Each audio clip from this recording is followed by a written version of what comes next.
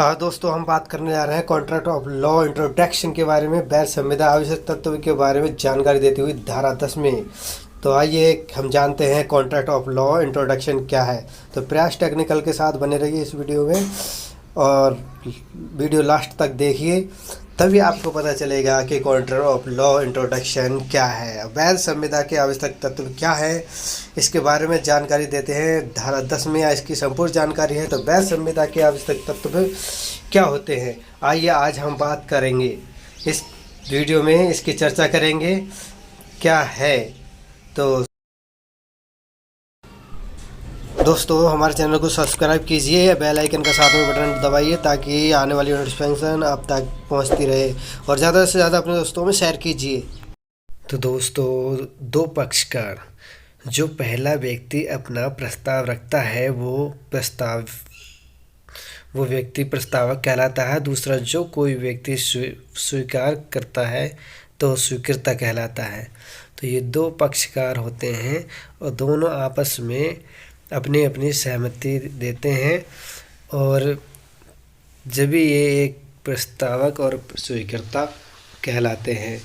तो स्वीकृत चलो दो पक्षकार के बाद बात करते हैं सक्षम कौन होता है। तो सक्षम वयस्क होना चाहिए, परिपक्व मस्तिष्क का होना ज़रूरी है। इन दोनों में समान होना ज़रूरी है, तभी सक्षम हो सकेंगे। सक्षम उसे कहते हैं जो अपना पूरी तरीक़ा से दिमाग सही होना चाहिए, आदमी पूरी तरीक़ा से सही होना चाहिए, ताकि किसी तरीक़ा की कोई दिक्कत नहीं आनी चाहिए। कम दिमाग नहीं होना चाहिए, अपना मतलब सभी तरीके से सही होना चाहिए, तभी उसका मतलब सक्षम होता है। तो दोस्तों, सक्षम में उन्मुक्त नहीं होना चाहिए। इसका मतलब यह है कि किसी तरह से पागल ना हो, नशे में ना हो, और इसको ही पागल कहते हैं। अगर उन्मुक्त कहते हैं, अगर ये उन्मुक्त होता है तो ये अपने आप में सक्षम नहीं है, ये सोचने लायक नहीं है, और इसी को ये उन्मुक्त में ये मतलब सक्षम नहीं माना जाएगा।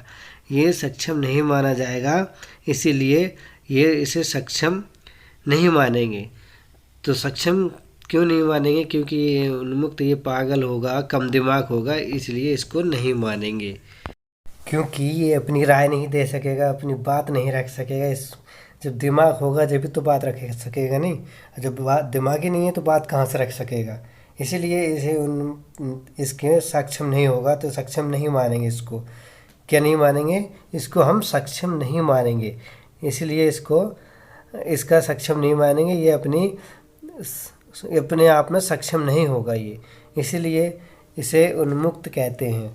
तो उन्मुक्त कहते हैं प्यारे दोस्तों, इसे उन्मुक्त कहते हैं। तो ये अपनी राय नहीं दे सकेगा, इसे कम दिमाग पागल कहते हैं। और आज हम बात करते हैं सहमति की। तो सहमति क्या है? तो सहमति क्या होती है?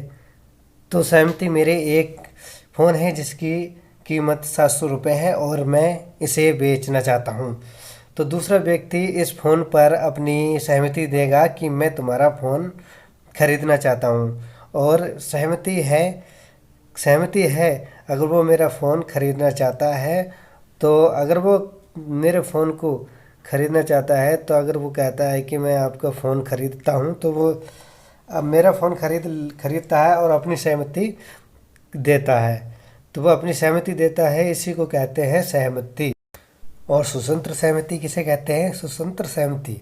तो स्वतंत्र सहमति क्या होती है? तो उसमें स्वतंत्र सहमति वो होती है जो किसी के अभाव में ना दी गई हो।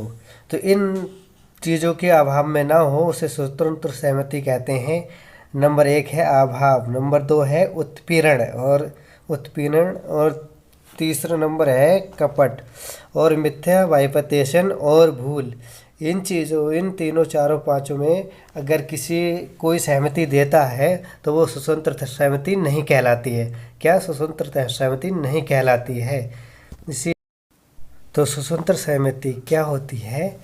तो अभाव, किसी के अभाव में, या उत्पीड़न या कपट या मिथ्या वाइफिकेशन या भूल, इन भूल के कारण दी गई हुई या किसी नशे में दी गई इनमें किसी तरह की दी गई सहमति स्वतंत्र सहमति नहीं मानी जाती है। क्या स्वतंत्र सहमति नहीं मानी जाती है। तो दोस्तों ये हैं इनके अभाव में दी गई हुई सहमति स्वतंत्र सहमति नहीं होती है। तो इस और आप देख रहे हैं इस वीडियो में, तो प्रयास टेक्निकल चैनल को सब्सक्राइब कीजिए दोस्तों, और शेयर कीजिए ज़्यादा से ज़्यादा अपने दोस्तों में। तो हम बने रहिए हमारे प्रयास टेक्निकल चैनल के साथ आप। तो दोस्तों बाय बाय, थैंक यू। अब मिलते हैं आपसे नेक्स्ट वीडियो में। तो बने रहिए हमारे इस चैनल के साथ।